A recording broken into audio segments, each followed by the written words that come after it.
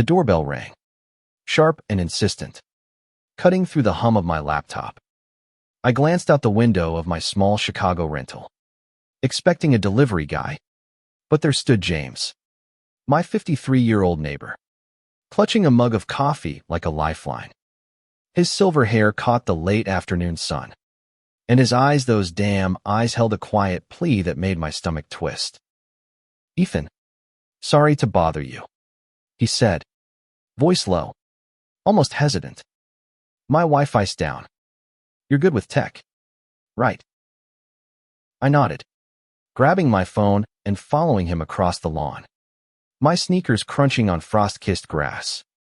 James's house, a modest two-story with peeling blue paint, always seemed too still, like it was holding its breath. I'd lived next door for 6 months, and we'd barely exchanged more than polite nods. But something about his request felt heavier than a router reboot. Inside, his living room smelled of old books and cedar. A single photo frame sat on the mantel, a younger James with a man I didn't recognize, both laughing under a neon-lit pier. I pretended not to notice as he led me to a cluttered desk with a blinking router. "It's been acting up all week," he muttered, rubbing the back of his neck. I crouched, checking cables, but my eyes kept drifting to him. He wasn't watching the router. He was watching me. "Should be a quick fix," I said, forcing a smile. The router's lights flickered, but the signal was fine. I reset it anyway, buying time to figure out why his hands were trembling. "You, use the internet a lot?" "Not really," he admitted, leaning against the wall. "But I needed an excuse to talk to you." My fingers froze on the router. His words hung in the air, heavy with intent. I stood, meeting his gaze, and saw something raw fear. Maybe. Or hope. James cleared his throat. "I'm not good at this. Haven't been for years. But I've seen you, Ethan, out there, living so openly. It's something I never had the guts to do." His voice cracked, and my chest tightened. I wasn't sure what he was confessing, but it felt like a door creaking open after decades of being locked. I'd moved to Chicago to escape my own pasta small town where being gay meant whispers and closed doors. At 28, I thought I'd figure myself out, built a life where I could breathe. But James, with his quiet intensity, was unraveling something I hadn't expected. "What do you mean?" I asked, my voice barely above a whisper. He hesitated, then gestured to the photo on the mantel. "That's Daniel. My partner. He passed 10 years ago."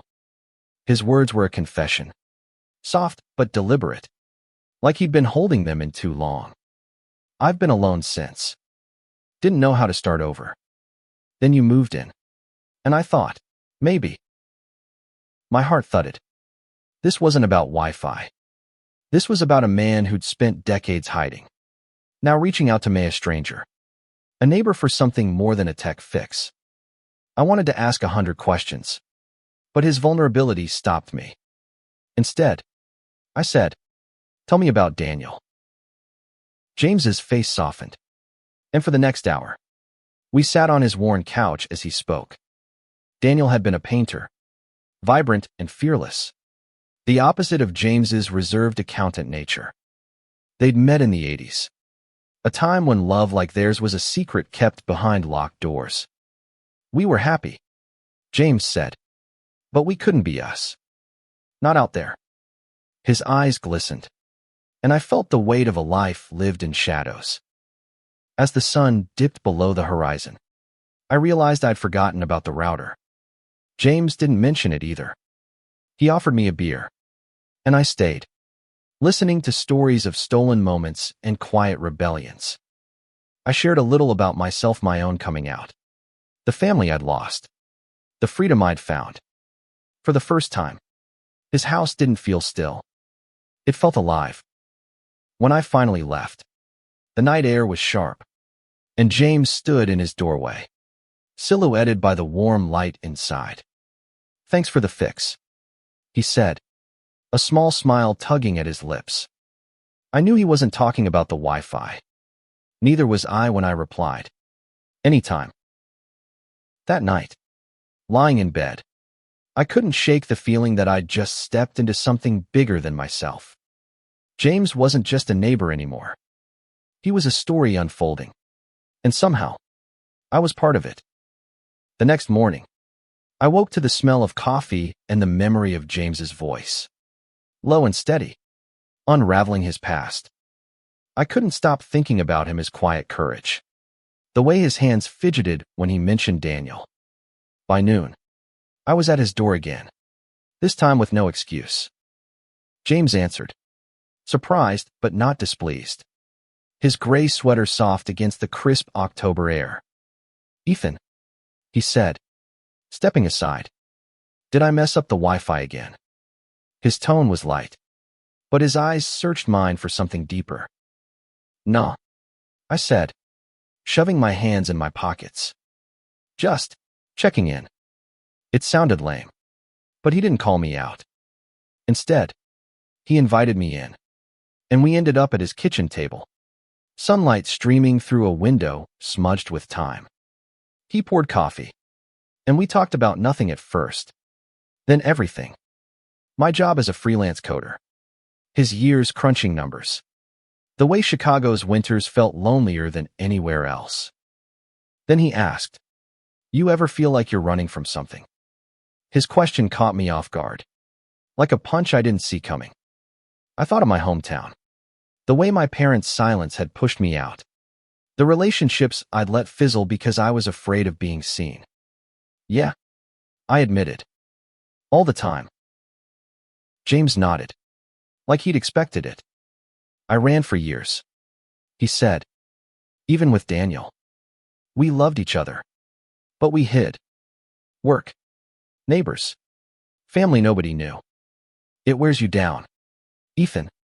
His voice was heavy with regret. And I wanted to reach across the table. To tell him it wasn't too late. But before I could, he stood, pulling a box from a shelf. Inside were letters. Yellowed and creased. Tied with a faded ribbon. Daniel wrote these, he said, handing me one. The handwriting was bold, full of life, promising James a future they'd never fully had. I read a line aloud. We'll have our day. Jimmy. Out in the open. No more shadows. My throat tightened. James's eyes were distant, lost in a memory I couldn't touch. That afternoon, we walked through his backyard, where he'd started a small garden. Daniel's passion, not his. The roses were wilting, but he tended them anyway, like a ritual. He'd hate how I'm messing this up. James chuckled, but there was pain behind it. I knelt beside him, pulling weeds, our hands brushing in the dirt. It was nothing, but it felt like everything. Days turned into weeks, and I found myself at James's house more than my own. We cooked dinners, watched old movies, argued about music, his classic rock against my indie playlists. He laughed more, and I noticed the way his smile crinkled his eyes, the way his voice softened when he said my name. I wasn't blind.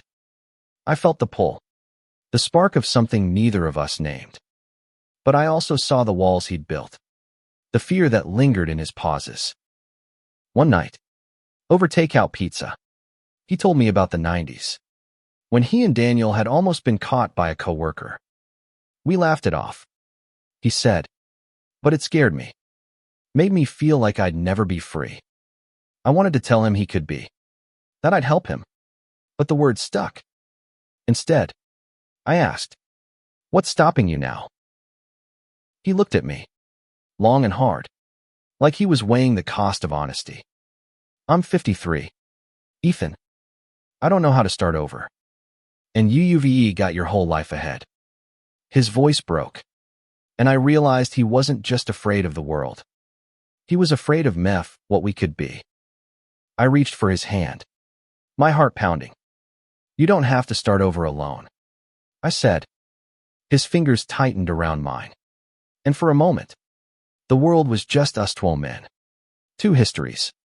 1 fragile possibility. But then he pulled away, standing abruptly. "I need time," he said, and I nodded, even though it hurt. As I walked home, the streetlights flickered, and I felt the weight of his words. James wasn't just my neighbor anymore. He was a man carrying a lifetime of love and loss. And I was falling for him, whether I meant to or not. The days grew shorter, and so did James's hesitations. We fell into a rhythm: coffee in the mornings, walks in the evenings, conversations that stretched past midnight. But every time I thought we were close, he'd pull back, like a man teetering on the edge of a cliff. I wanted to push, to ask what held him back, but I didn't. Not yet. One chilly evening, James suggested we visit the pier from the photo on his mantle. Navy Pier was a 45-minute drive, but I didn't hesitate. We piled into my beat-up Honda, the radio humming softly as Chicago's skyline glittered in the distance. James was quiet, his hands folded tightly in his lap. I stole glances at him, wondering what memories this place held. At the pier, the air was sharp with salt and nostalgia. Families laughed. Couples strolled. But James's eyes were fixed on the Ferris wheel, its lights spinning against the night sky. "This is where we took that picture," he said, voice barely audible over the waves. "Daniel loved it here. Said it felt like the world couldn't touch us." I followed his gaze, imagining a younger James, free for a moment with the man he loved. "What was he like?" I asked, needing to know more. James smiled. "A rare, unguarded one. Stubborn. Loud. Always dragging me into something crazy." He paused, then added, "He'd have liked you." The words hit harder than I expected. I wanted to ask what that meant, but James was already walking toward a bench, his shoulders hunched against the wind. We sat, the city's pulse around us, and he told me more: how Daniel's illness had come fast, how they'd fought to keep their life together, how James had shut down after he was gone. "I didn't just lose him," he said. "I lost myself." I reached for his hand, and this time, he didn't pull away. His fingers were cold, but they curled around mine, grounding us both. "You're still here," I said. "That's something." He looked at me, his eyes searching, and I felt the weight of everything unsaid. I wanted to kiss him, to close the distance between us. But the moment passed, and we sat in silence, the Ferris wheel turning above. Back home, things shifted. James started opening up more, sharing stories of his youth, his fears, his dreams. I told him about my own: how I'd left my small town after my parents stopped speaking to me, how I'd built a life in Chicago but still felt like something was missing. He listened, really listened, and I realized how rare that was. One night, as we sat on his porch, a neighbor passed by, an older woman named Clara, who always waved but never lingered. This time, she stopped, eyeing us with a curious smile. "You two make a nice pair," she said, and my heart skipped. James stiffened, but he didn't correct her. After she left, he laughed, a nervous sound. "She's gonna talk," he said. "Let her," I replied, testing the waters. He didn't respond, but the look in his eyes, part fear, part longing, told me everything. That night, as I lay in bed, I realized I was in deep. James wasn't just a neighbor or a friend. He was someone I could love, if he'd let me. But the next morning, everything changed. I found a note slipped under my door. James's handwriting shaky but clear: "Ethan, I need to tell you something. Come over tonight." My stomach churned. Whatever he was planning, it wasn't about Wi-Fi. It was about us. That evening, I stood at James's door, the note crumpled in my pocket. My pulse raced. half expecting him to confess something that would change everything or nothing. When he opened the door, his face was pale, his eyes red-rimmed, like he hadn't slept. "Come in," he said, voice rough. The living room was dim, lit only by a single lamp. On the coffee table sat a bottle of whiskey and 2 glasses, one already half empty. He gestured for me to sit, pouring me a drink without asking. "I owe you the truth," he said, sitting across from me, his hands clasped tight. I braced myself, the air thick with tension. "What's going on, James?" I asked, trying to keep my voice steady. He took a deep breath, like he was diving into deep water. "I've been lying to myself for years. About who I am, what I want. Daniel was my world. But after he died, I locked that part of me away. Told myself it was easier to be alone." He paused, his eyes locking onto mine. "Then you showed up, and I couldn't ignore it anymore." My heart pounded. I wanted to speak, but he held up a hand. "I'm not good for you, Ethan. I'm old, set in my ways, scared of my own shadow. You deserve someone who's not afraid to live out loud, like you do." His voice cracked, and I saw the war in his eyes wanting me, but terrified of what it meant. "James," I said, leaning forward, "you don't get to decide what I deserve. I'm here because I want to be, because I see you." My words hung between us, raw and unfiltered. He looked away, his jaw tight, but I didn't back down. "You're not alone in this. Not anymore." He shook his head, a bitter laugh escaping. "You don't know what it's like. The looks, the whispers. I lived through that with Daniel. I can't do it again." But even as he said it, his hand reached for mine, trembling. I held it, anchoring him. And for a moment, we just sat there, the whiskey forgotten. Then he told me about the note. He'd written it after a sleepless night, wrestling with a decision. "I was going to tell you to leave me alone," he admitted. "But I couldn't. I don't want you to go." His voice was barely a whisper, but it hit me like a tidal wave. I moved to his side of the couch, closing the distance. "Then don't push me away," I said. Our faces were inches apart, and I could see every line on his face, every story etched there. I leaned in, slow enough for him to stop me. But he didn't. Our lips met, tentative at first, then desperate, like we'd both been holding our breath for too long. When we pulled apart, his eyes were wet, but he was smiling a real, unguarded smile. "I don't know how to do this," he said, "but I want to try." I nodded, my own eyes stinging. It wasn't a promise of forever, but it was a start. We spent the rest of the night talking, laughing, untangling the knots of our fears. For the first time, James felt like he was mine, not just a neighbor, not just a friend, but something more. As I left, the stars above Chicago were bright, and I felt like I was walking on air. The weeks that followed were a blur of stolen moments. James and I were careful, keeping our connection quiet. But every touch, every glance felt electric. We'd cook together, his kitchen becoming our sanctuary, or sit on his porch, sharing stories under the cover of dusk. But the world outside wasn't as kind. Clara, the neighbor who'd called us a nice pair, started asking questions.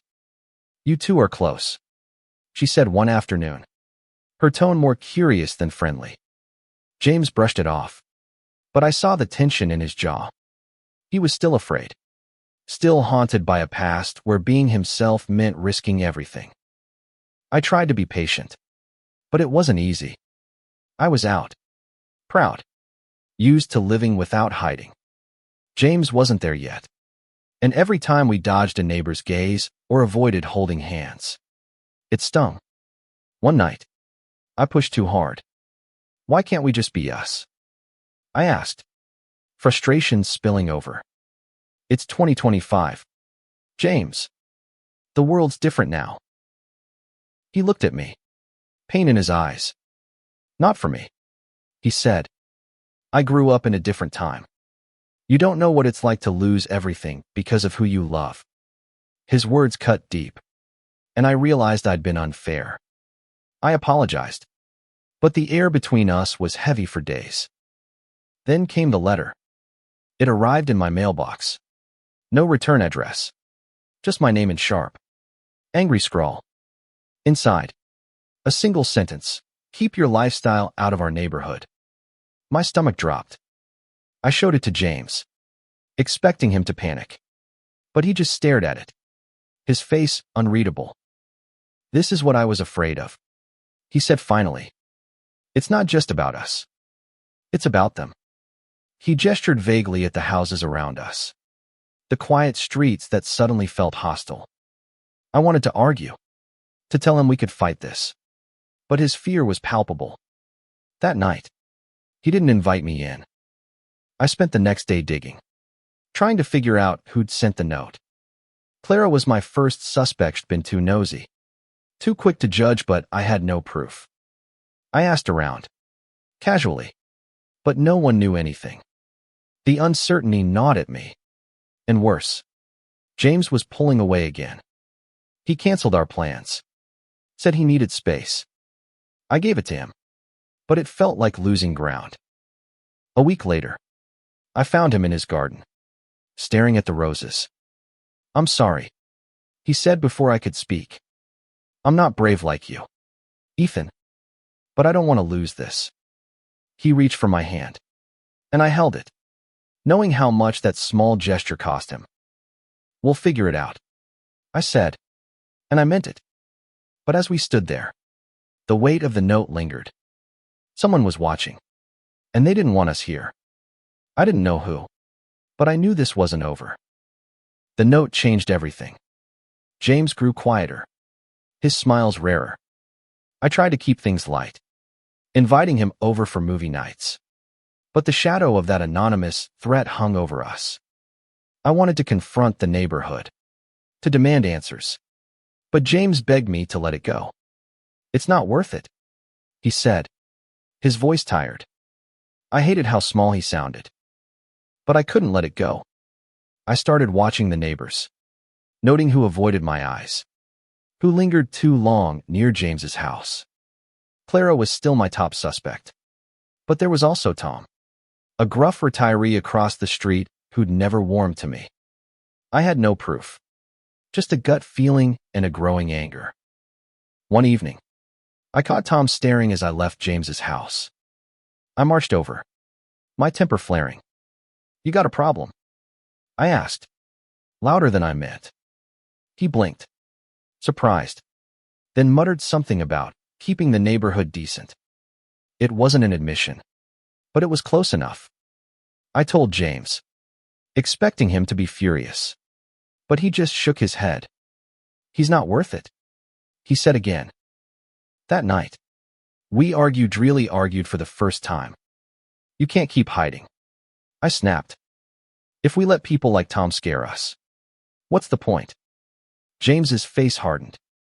The point is staying alive. Ethan, you don't get it.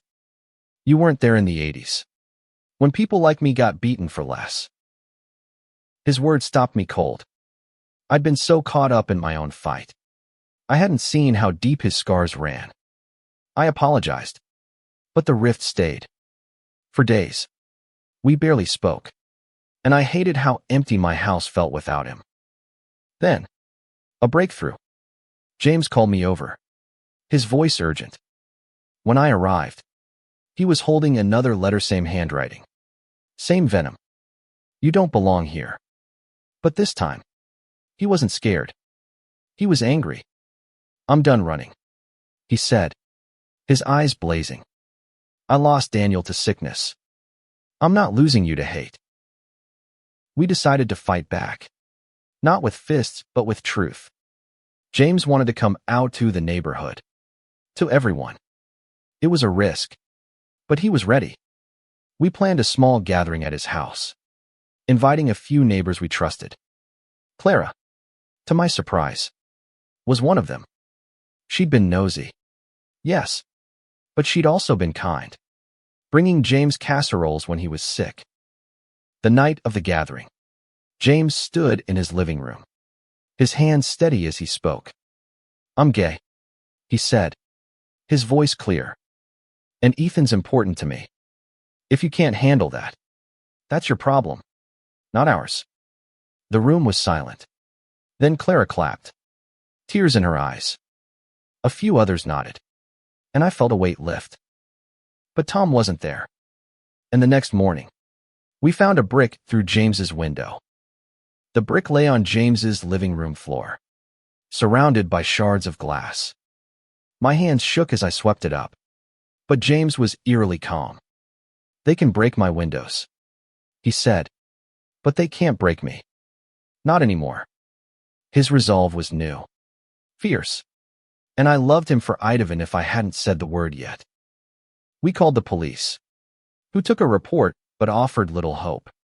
"Probably just kids," the officer said, but I saw the doubt in James's eyes. We both knew it was Tom. I wanted to confront him, but James stopped me. "We do this right," he said. "No more hiding, but no fighting either." Instead, we doubled down. James started hosting more gatherings, inviting neighbors to talk, to listen. Some came out of curiosity, others out of support. Clara became our biggest ally, organizing a neighborhood watch to keep an eye out for trouble. Slowly, the tide turned. People who'd once avoided us started waving, even smiling. But Tom stayed silent, his house dark across the street. One night, James and I sat on his porch, wrapped in a blanket against the November chill. "I never thought I'd do this again," he said, his hand in mine. "Love someone. I mean." My heart stopped. He hadn't said it directly, but it was there, in the way he looked at me. I leaned in, kissing him softly, and for once, he didn't look over his shoulder. But the peace didn't last. A week later, I found my car tires slashed. No note this time, just the damage. James was furious, but I was scared not for me, but for him. He'd spent so long protecting himself, and now he was exposed because of me. I told him as much, but he shook his head. "This is my fight too," he said. "I'm not letting you go." We started staying at my place more, avoiding his house until we could figure out our next move. Clara suggested a security camera, and we installed one, hoping to catch Tom in the act. Days passed with nothing, but the tension grew. I could see it in James, the way he checked the locks, the way he flinched at loud noises. I hated what this was doing to him. Then, late one night, the camera caught something. Not Tom, but a kid maybe 16, sneaking around James's yard with a can of spray paint. We confronted him the next day. A nervous teenager named Jake, Tom's grandson. He confessed, tears streaming, said his grandfather had put him up to it. He said, "You were ruining the neighborhood." Jake mumbled. James didn't yell. He just looked at the kid, his voice soft but firm. "You tell your grandfather we're not going anywhere." Jake nodded, and I saw something shift in Jamisa, quiet strength I hadn't seen before. The confrontation with Jake was a turning point. James wasn't just fighting for us anymore, was fighting for himself, for the life he'd denied for too long. We went to Tom's house together, not to accuse, but to talk. Tom opened the door, his face hard, but James didn't flinch. "We're neighbors," he said. "We don't have to agree, but we don't have to hate either." Tom didn't apologize, but he listened. Jake had told him about our talk, and for the first time, Tom looked ashamed. "I didn't mean for it to go this far," he muttered. It wasn't much, but it was enough. The vandalism stopped, and the neighborhood settled into an uneasy peace. James and I grew closer, Our love no longer a secret. We held hands on walks, kissed on his porch, lived without fear. Clara threw a barbecue, and half the street showed up, laughing and eating under string lights. James stood beside me, his arm around my waist, and I saw the man he'd been with Daniel free, happy, whole. One night, as we lay in bed, James turned to me, his eyes soft. I thought I'd lost my chance at this, he said, but you gave it back to me. I kissed him, my heart full. You gave it to yourself, I said. I just helped. We weren't naive. The world wasn't perfect, and there'd be more battles. But we had each other, and that was enough. James's house, once so still, was alive with laughter, music, us. And it all started with a broken Wi-Fi router, or maybe, just maybe, it was never broken at all. As spring came, James planted new roses in his garden, teaching me how to care for them. We worked side by side, dirt under our nails, building something that would last. And every time I looked at him, I saw a man who'd found his courage, his love, his life. I saw home.